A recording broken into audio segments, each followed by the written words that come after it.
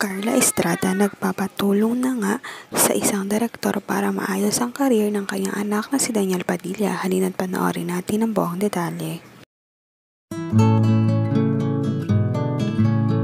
Carla Estrada ramdam na nga na malalaos ang anak lalo na ngayong hiwalay na sila ni Catherine Bernardo, kaya ganun na lamang kadesperada na magpatulong sa isang direktor na maayos ang career ni Daniel Padilla.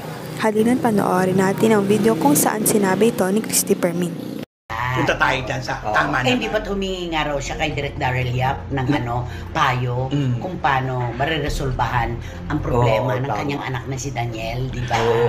Tignan natin. Kaya abangan natin itong sinasabi niya. Pero mahirap yung nauuna ang salita. Ayun na nga Di ba? Nagbasa nga rin ako ng comments. Congrats! Bakit? Ano meron? Ano yun? Sabi sa kanya, nauna na naman ang kariton sa kabayo. Yun ang sinasabi. Ang sabi daw doon na may ilang isa nag-comment doon. Sabi niya, ano kino-congrats mo yung anak mo? Bakit? Ay, ano lang naman siya? Isa lang naman sa mga hurado doon na bagong...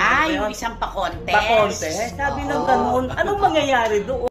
Sa ngayon, maghintay na lamang ng latest update sa Katniel. Huwag kalimutang mag-like at subscribe sa aking YouTube channel, Selyang Beats, para updated kayo sa mga balita. Maraming salamat po sa panonood.